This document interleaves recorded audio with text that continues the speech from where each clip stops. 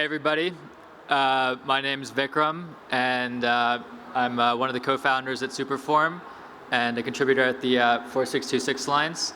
And today we'll be talking to you guys about the new token standard, ERC-4626, and potential use cases and some of the other stuff that we've been doing around it. So as far as what we're going to be covering in this workshop, we're going to talk about why ERC-4626 came up and what its role is in DeFi. We'll go into a technical deep dive into the standard, covering the different functions and specifications behind it. And then we'll move into development tips and considerations, followed by some Q&A. And then there's actually, we can show you guys an end-to-end deployment example of actually deploying a vault and doing things with it on-chain. And if there are any questions through this, it's meant to be a workshop, so feel free to just jump in if you have questions.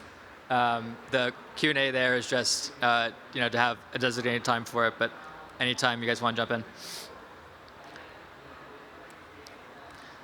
Cool. So if we think about what DeFi was trying to do, what DeFi is trying to do, it's turning capital on-chain into something more through smart contracts. And the idea that capital can be made efficient by anybody, anywhere, is a really powerful statement. And previously, blockchains could only be used for storing money. We've standardized things like ERC-20 token transfers and using blockchains to store and move value. But the actual process of making money has not been something that's been standardized. And that's really what ERC-4626 attempts to do, is standardize that arbitrary money-making logic that makes those Legos work to turn money into more money.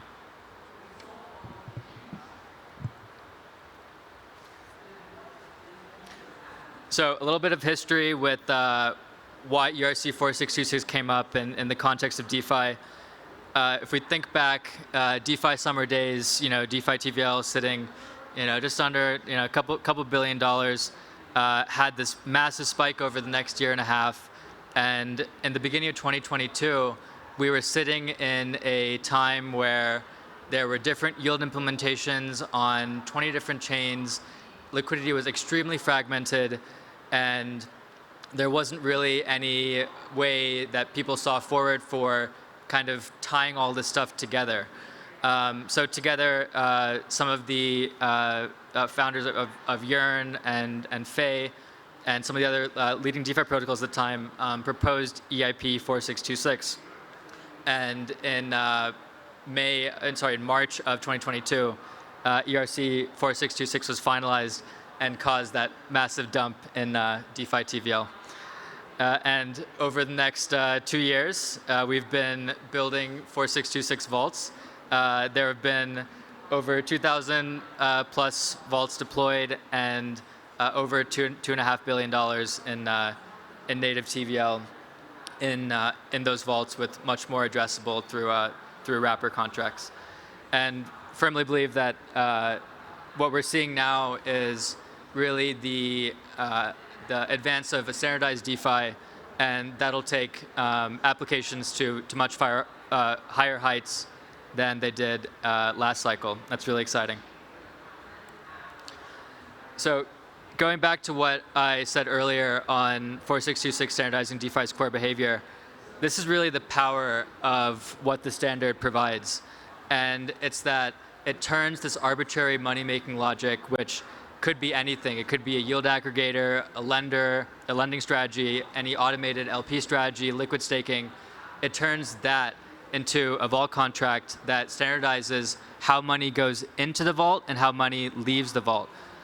So the process of money in is something that ERC-4626 standardizes in deposit and mint. And to get money out of the vault, that's standardized through redeem and withdraw. And those four functions really make up the core of how we can think of any capital moving into these strategies on-chain. And that itself can be anything, but generally deposit assets to get shares, redeem shares, get assets. that's applicable toward any yield strategy that we see in DeFi now. Yeah, so just going back again to like why that standardization is important. If we look at what the biggest issues right now in DeFi are, I think that if we were to poll you guys, you'd probably say something very similar to this. It's that DeFi is pretty insecure for how much TVL it has. There's a lot of hacks. It's very hard to tell if something's secure or not, even after it has multiple audits, all kinds of testing. It's just the ability for us to judge and create tooling around custom yield products is not scalable. And we want to make it easier for new protocols to launch securely, and that's really where 4626 comes in, is it provides a base layer for those protocols to adapt to build from, so they can build more secure, more composable, and just better applications.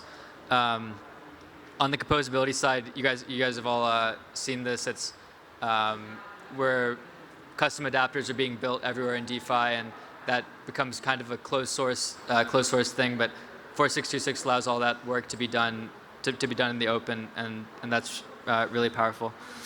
And then on the speed side, applications have gotten so complicated that the ability for applications to be built on top and like manually integrate each one of these protocols also gets really tough, and that's also lengthened development times for these new applications.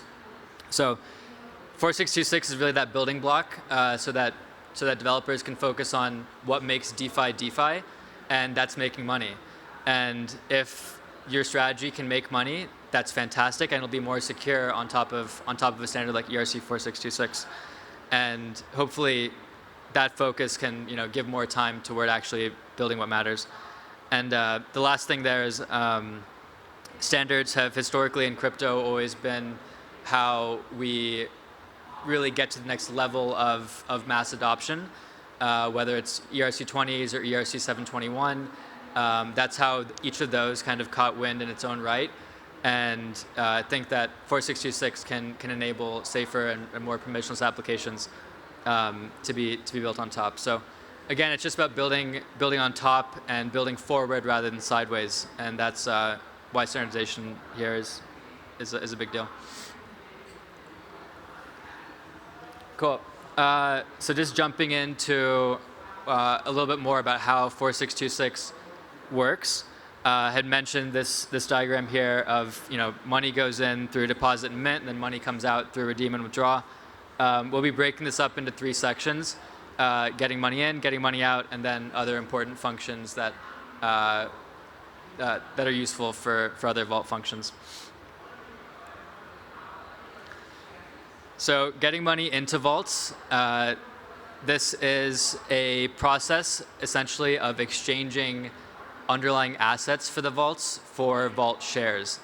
So you can kind of think of this asset.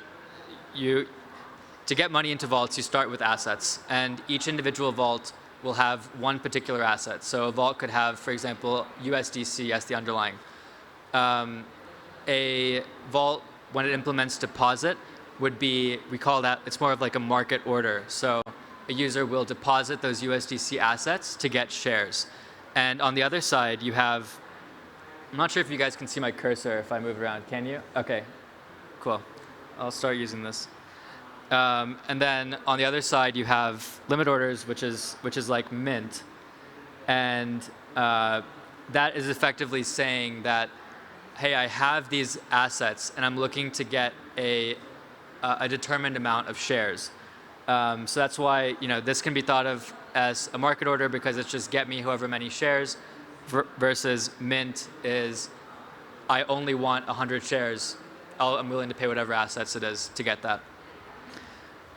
So the condition here for a deposit to be successful would be 2 things. One is that the assets being deposited is less than what the vault defines as the max deposit. So the max deposit can be set on a per user level, and that could increment differently depending on who's depositing. but the assets being deposited always have to be less than that max deposit number, or the deposit would revert. Similarly, the preview functions, so preview deposit, for example, is used as the lower bound for what can be accepted out of a vault. So the amount of shares out of a vault must always be greater than what was determined through preview deposit. So you can kind of think of these two as gating functions. The deposit would not go through if it was greater than max deposit, and it would revert if not enough shares were given back. And once that's successful, we emit a deposit. So we successfully received shares for 4 assets, and that's the end of the deposit flow. On the mint side, again, mint is a limit order, so it's saying I want 100 shares of the vault token. I'm willing to pay whatever USDC, whatever the asset is for it. So the 2 conditions here that would apply would be making sure that the amount of shares that I'm requesting is not greater than the amount that I'm allowed to be minted. If it was, that would revert. And the second thing would be that the number of assets that will be taken from the user, whoever is depositing into that vault, should not be greater than what the preview mint number was. And the reason why that's needed is because it'd be weird if, let's say I requested 100 shares and preview mint told me, oh, I'm only going to take 50 USDC from your wallet, but then I actually put it on chain and took 55. That's an issue. So that always has to stay true, is that the number of assets taken from the user has to be less than preview mint. The function signatures are here. Pretty much the high level of it is that deposit and mint deposit assets, redeem and get shares. And but the difference is that deposit will take in assets as parameter versus mint that takes in shares as a parameter. One is a set defined amount of shares that you're receiving. Some advanced, just some notes here, which we'll come back to in wrapping up the technical flow, is the asset must be one predefined ERC-20 token. So this can't change or anything. It can't be multiple assets. And if a vault is capped or paused, if there's anything that would cause a deposit or mint to revert, that should be reflected in these 2 conditions here. It shouldn't be like a silent kind of revert. It's either reflected in max deposit or the preview functions. Could be reflected in either, though. And the last thing is deposit should return exactly shares back to the receiver. So that applies to both deposit and mint, actually, but just making sure that return types are the exact same, and using those appropriately, and not rounding down or anything, rounding up. And yeah, that's pretty much it for getting money into vaults. On the flip side of this, getting money out of vaults, this is the redeem and withdraw flow. So similar to how deposit was a market order to get assets into shares, redeem is the market order to get shares into assets. And withdraw is the limit order to receive a defined amount of assets from shares. So both of these functions serve to get rid of a user's shares and get assets. And the conditions are very similar here. The max functions serve as a gating function to not allow the user to burn more than what he's allowed to. And then the preview functions will indicate on chain that the user cannot have more than a certain amount taken out of his wallet before returning him the shares the shares that he wanted. Oops. just a couple notes here is that it can only return the ERC-20 asset. Why does it keep going? ERC-20 asset back. So similar to how the deposit flow can only accept one ERC-20 asset, is redeeming from a vault should also return just one asset. And then there have also been some interesting vaults that people have been deploying where there's time-locked behavior on getting money out of vaults. And if a user is going to be time-locked, just remember to like reflect that in how the max functions are working, because otherwise it's kind of hard to tell off-chain, other than just by simulating and seeing that it reverts. And those are really helpful functions to be able to tell if those withdrawals will work or not. Cool. Just curious, does anybody have any questions on like the overall 4626 flow so far? Yeah, go for it.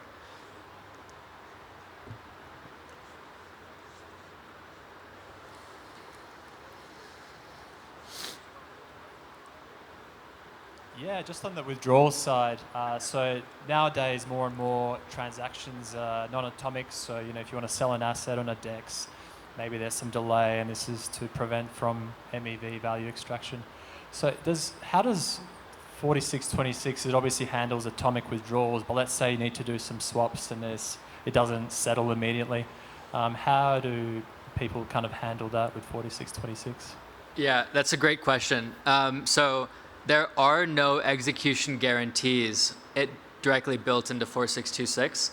And that's been something of contention. You'll actually notice that in the spec, there's no like slippage parameters, right? So some people have built their own like custom implementations on top of 4626 that'll include that slippage price.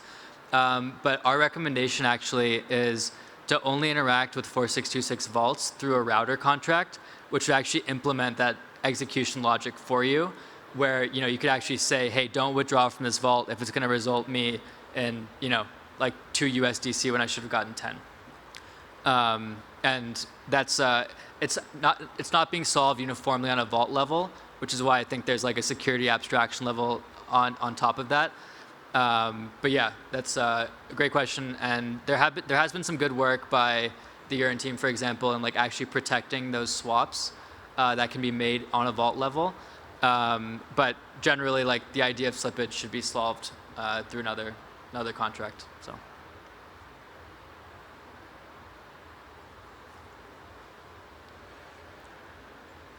Cool.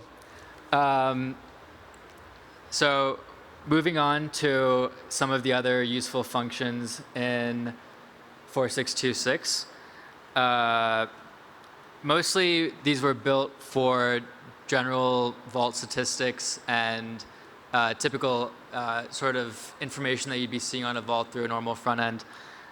These can be split up into things that ERC-4626 inherited from ERC-20 and new methods that 4626 actually implemented. So from ERC-20, it inherited total supply and balance of, and it introduces total assets, convert to shares, and convert to assets. High level, if you're just thinking about a vault, there are two metrics that you're always going to want to calculate, and that's TVL and APY. 4626 makes it very easy to calculate those things, but notice how they don't actually define something in the standard about how you should calculate it, because it could be dependent on the vault. But there are some recommendations here for how people can calculate TVL and APY on top of it. TVL can be calculated through total assets, which is a 4626 method, which will get the total amount of assets managed by the vault times the asset price. We've also noticed that some vaults will represent total assets differently, and in some cases it would actually be better to use the total assets number as the asset balance of the vault. So like looking at the actual ERC-20 token contract and then seeing how much was actually in the vault, and then using that as a basis multiplied by asset price. And then APY, lots of ways you can do this. The two most popular that we've seen and are just looking at the change in total assets divided by total supply. So you can kind of think of this as total assets is just the amount of stuff that's in the vault, and then total supply is the ERC-20 inherited method for the amount of vault shares. And the difference in that is the difference in the price per share, pretty much. And there are some instances where that won't be totally accurate. It could be fees, it could be some other things, which is why we would recommend like calculating APY in a couple different ways and maybe just comparing and seeing how those might differ. But another way to calculate APY would be looking at the change in convert to assets, which is explicitly meant to be a pricing function, and can be used as an Oracle price and everything else. So yeah, that's pretty much it for that. Recap of the ERC-4626 flow. So 4626 has, outside of deposit, mint, redeem, and withdraw, has three main classes of functions. One is the preview functions, which are real-time simulations of what an action would do, and that is used as a lower bound for what the actual deposit, mint, withdraw, redeem would do. The max functions are constraints on individual user actions. You'll note that preview functions must be global. So if I wanted to preview, like what depositing 100 of this token would be, that deposit of 100 must apply to all users that would be depositing 100. But the max deposit function would be potentially different by user depending on if they had recently deposited or if they were KYC'd or whatever else, and that max deposit could be used differently. And then the convert functions, in contrast to the preview functions, can be used externally for average pricing. So stuff like oracles, front ends, whatever you see fit. The preview functions are very risky to use as oracles because they will change a lot, and they could be changing block by block. And there are actually a couple exploits that have happened already by protocols implementing the convert to assets function the same way they would preview, and that's pretty dangerous. Something to keep in mind. And we had the question earlier on how to on a vault level how to handle execution guarantees. And you'll note that there's no slippage parameters in the core functions. And that's something that there have been implementations that will add that, but we recommend keeping the 4626 spec as clean and conformant as possible and letting that fall on the integrator to actually implement. And then we've also noticed some protocols will obviously favor to use deposit and redeem. It's just more conceptual. It just makes more sense to think about it in terms of market orders. And mint and withdraw was something that, even in writing the spec, to my understanding, was something that was a little bit under contention. But just remember to implement them. You never know who's going to find use for it down the road.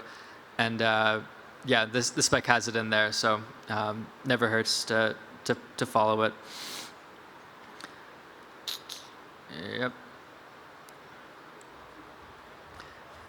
Just a bit more on the security practices.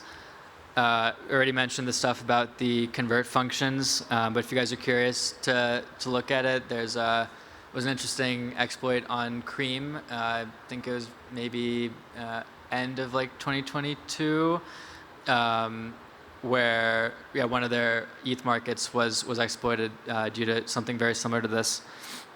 One of the other common attacks that we've seen and has been talked about is the ERC-4626 inflation attack. So this pretty much happens because the first depositor into a vault has massive imbalance in the actual amount of shares, so that person can be sandwiched and effectively lose his deposit. To combat this, there have been multiple solutions that have been proposed, but the one that we recommend is simply, from a vault creator side, just initialize the vault with dead shares, and that's the easiest. Like it just guarantees that even if integrators don't check that for you, that somebody depositing straight into your vault would still be totally fine. And then the last point here is with no execution guarantees in 4626, it is risky to deposit and redeem directly from those contracts. You just never know how that logic will be handled within it, and there's no guaranteed revert cases for it if you're not going to receive the amount of assets or shares that you wanted back. So would recommend that you interact with these things through routers that do that rather than just calling deposit on the 4626 directly. That would help.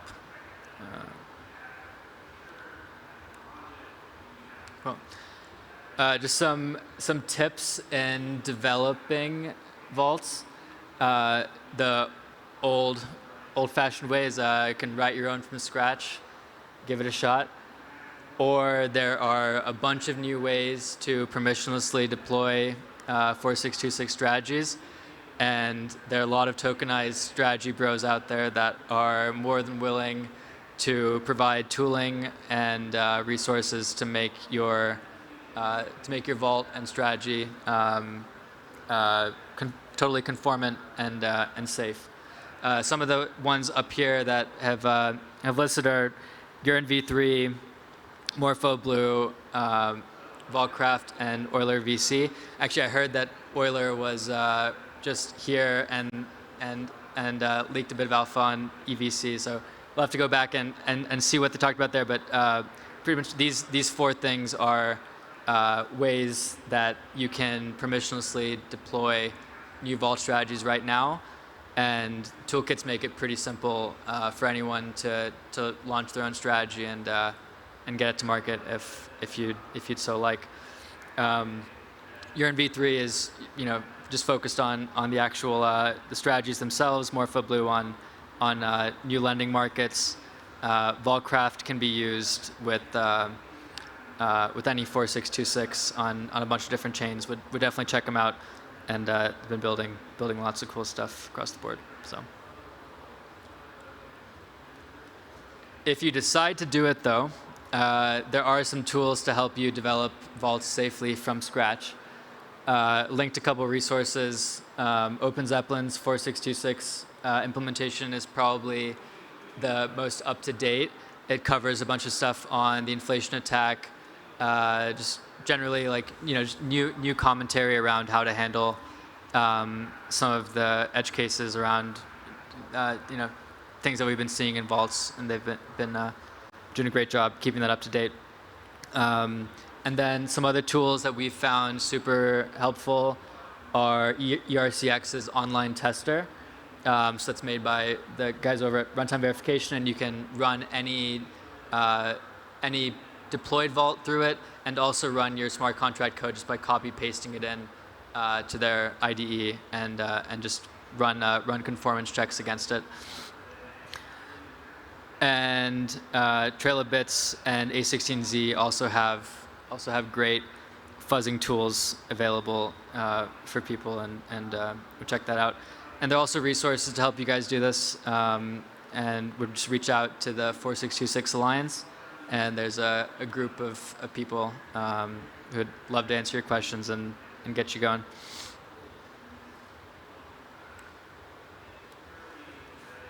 All right. So one of the things that we've been hearing lots and lots of feedback of on 4626 over the past 2 years, and wanted to cover some of the limitations of the standard and where we think these yield standards are going, and why it's really important. So first off, 4626 assumes that there are synchronous deposit and withdrawal methods, and that's totally fine. Works great for 99% of DeFi. But for any case, and including some DeFi cases, we cannot actually process those synchronously. And this is particularly an issue for most real-world assets. But just imagine, you're trying to get into like a tranche product from BlackRock, and it's like their cap is totally full. We need that deposit to be capped, and there needs to be like some step in between me allocating assets and then that getting fulfilled. And similarly for withdrawals, sometimes these are locked up in 3-year investments, and these things aren't immediately redeemable. How do we actually properly create this structure to fulfill all of these asynchronous requests?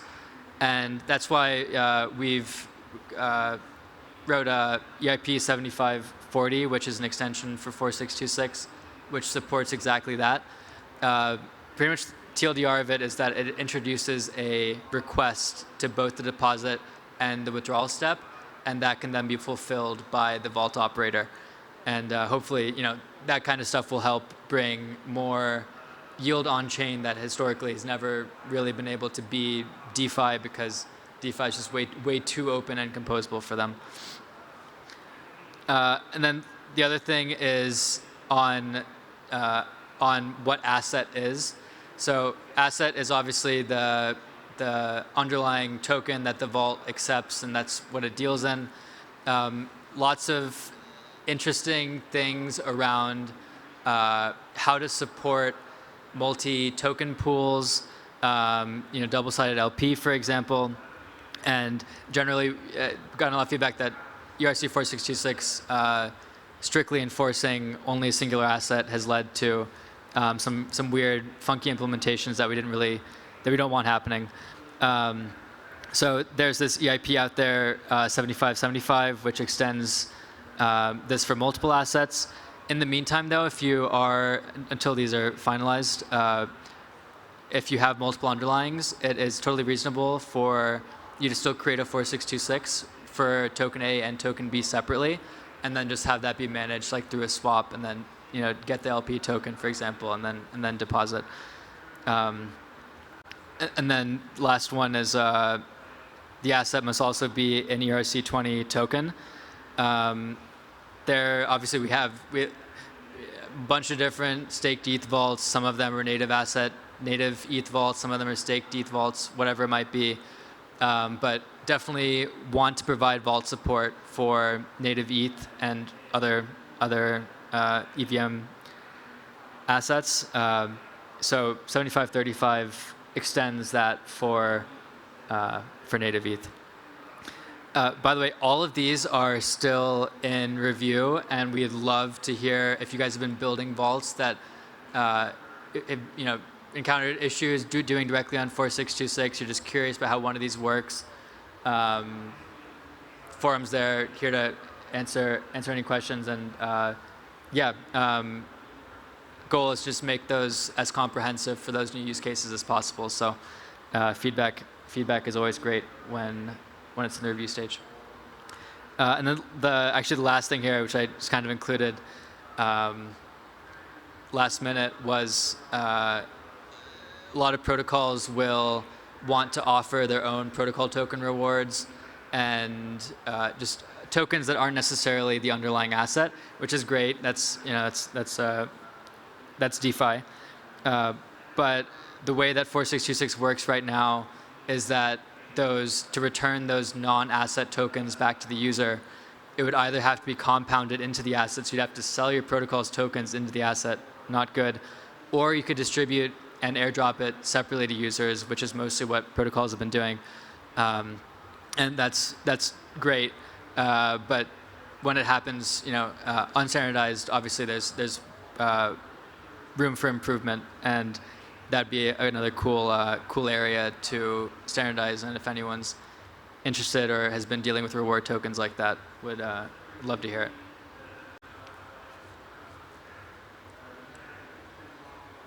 Cool. So we talked about how to build a 4626, whether from scratch or through one of the token factories. We talked about on this last slide, if 4626 doesn't work for you, what you could explore. But let's say that you already have a 4626. What can you do with it? And besides this being generally more composable than your own siloed implementation of your vault, there are already a handful of use cases that they can use right now. So one of them is you can go list on Superform, shameless plug. So Superform is a permissionless front end for 4626 vaults. And once it's on Superform, anybody can deposit any asset from any chain into that vault.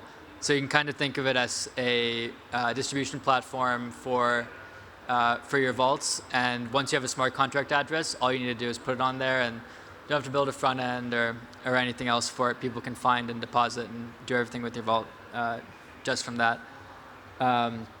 And yeah, if you really don't want to build any sort of front end, you can also create a protocol page and manage your vault directly from there as well. Other cool things, this is not comprehensive, by the way, but just to keep it more brief, is you can create a prize pool on Pool Together. So Pool Together is just a really cool platform that allows anybody to deposit 4626s, and that they split the principal and the actual yield reward, and they'll return all of the yield accrued to a handful of people that won the prize, and so you have a potential to win really big without losing any of your principal. And we'll also note that these prize pools are also 4626. So if you had your 4626 vault, made a prize pool on Pool Together, and then you could put that prize pool on Superform, and then everybody could access it from any chain, and that's how some of those vaults have been created right now.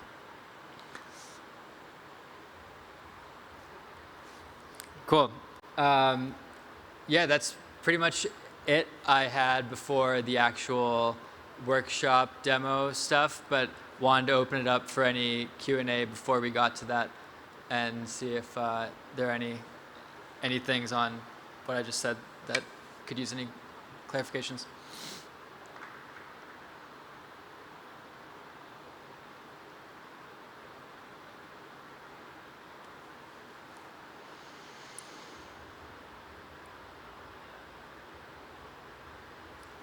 Cool. I guess we'll just jump straight to the workshop, the actual deploying, testing, and using a vault. You guys are welcome to follow along. I'll just kind of be up here doing stuff on my computer, and you guys can watch. But we're just going to be deploying a 4626 through a vault factory, and then we're going to load it up in one of those tools to test and see if it worked. And then we'll try listing it on Superform to get cross-chain distribution. Okay, let's see.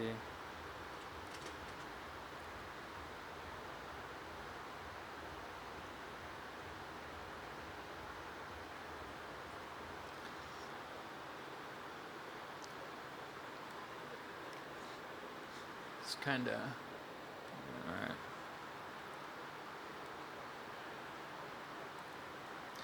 All right, so we're going to be following a guide from Yearn on deploying and managing one of their V3 vaults.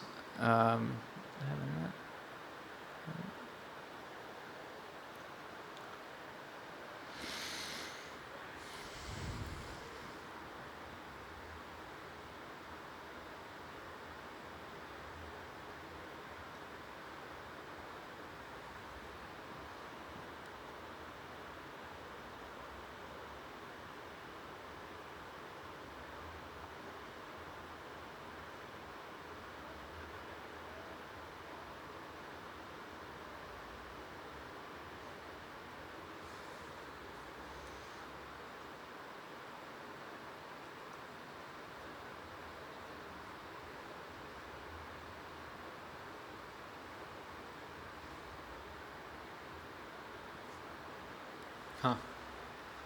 So, okay.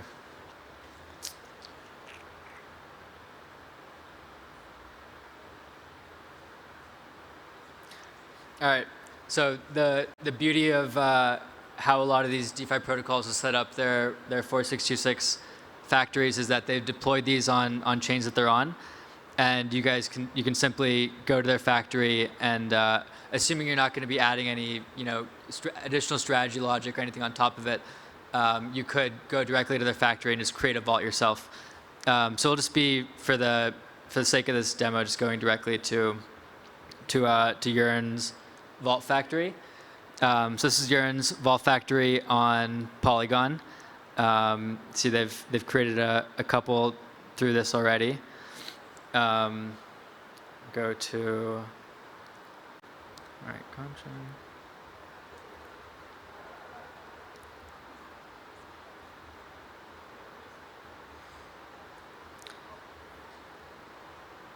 We will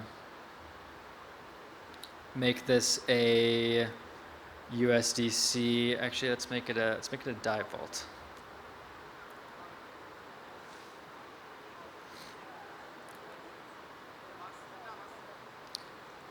DAI vault. Let's go.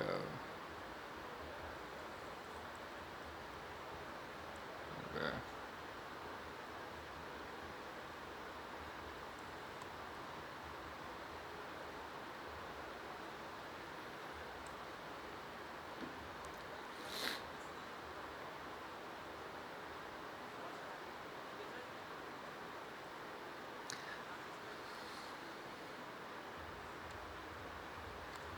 So these are just arbitrary parameters that Yearn set up in their vault factory, but you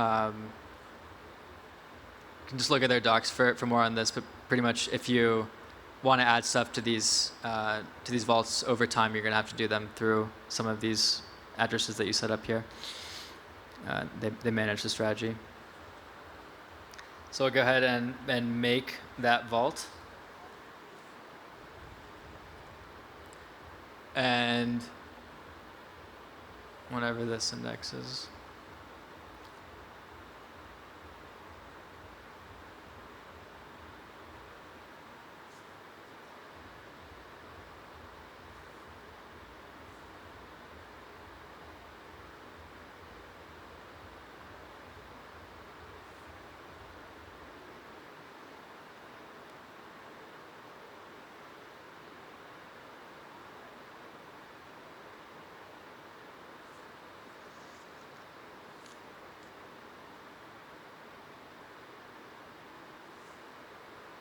There we go. And we got our vault. So you can see, these are just some logs. New vault was created with the underlying asset of DAI. And this is our vault address right here. And you can see this was just created. You can look at the contract. It should be auto-verified. Yep, it is. Nice. And yeah. So we could now take this contract. So this is a functioning 4626. Actually, well, okay. We're gonna find out if this actually works as expected.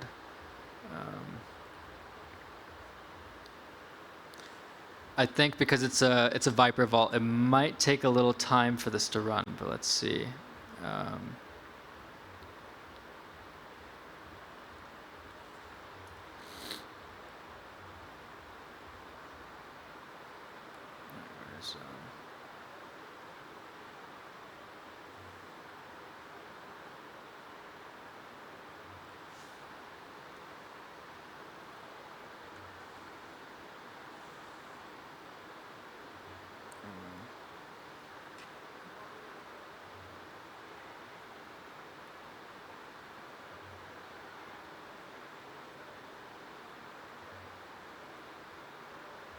Wait, do they?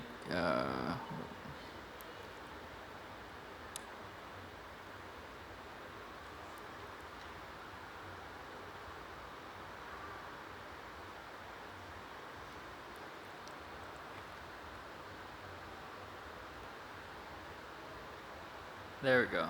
Okay.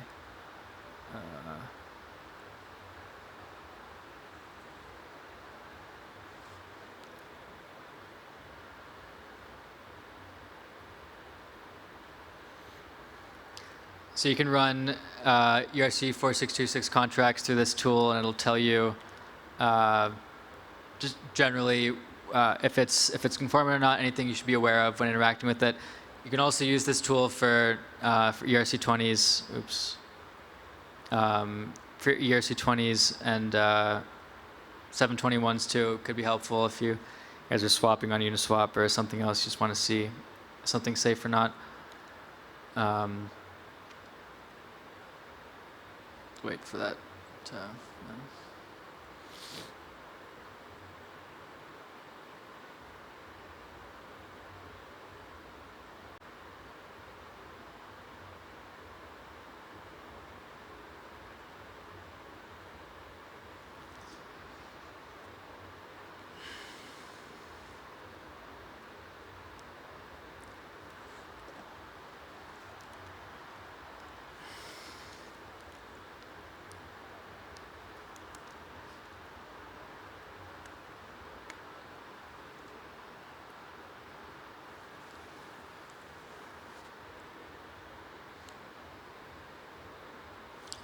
While we're waiting for that, we might as well can go to the next step, assuming that that vault is safe, which it is because it was created through the factory contract.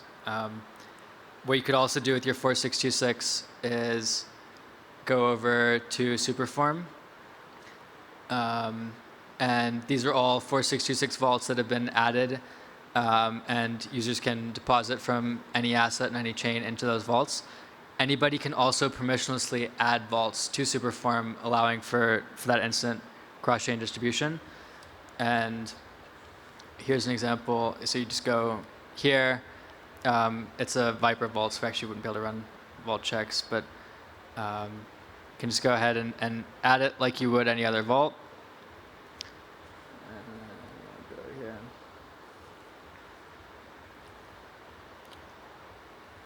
And then once it's there,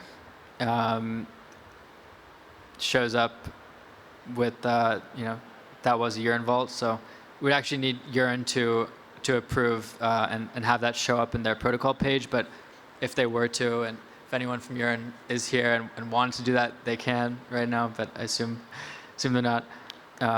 So you could just see these vaults that the protocol is already verified, and to just give you guys an example, like this is a conformant 4626, and you can just deposit from any asset into this, and do the bridging and everything for you. So yeah, that's pretty much it. When I actually do that, let's see if this 4626 checker is done. Yeah. Okay. Oh, wait, I ran the ERC-20 test. Damn.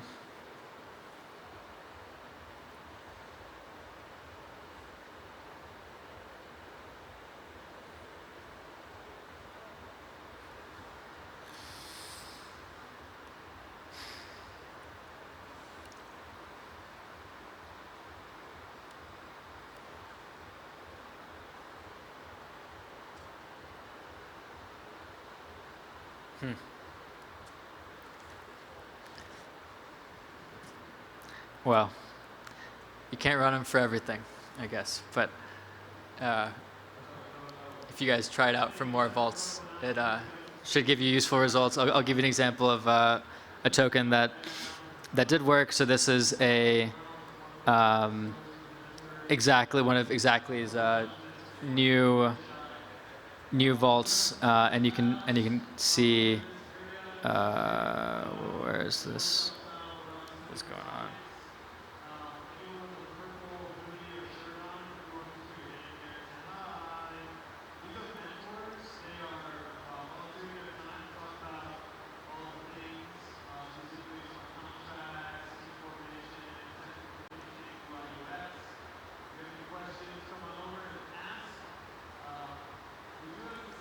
This is an example of another 4626.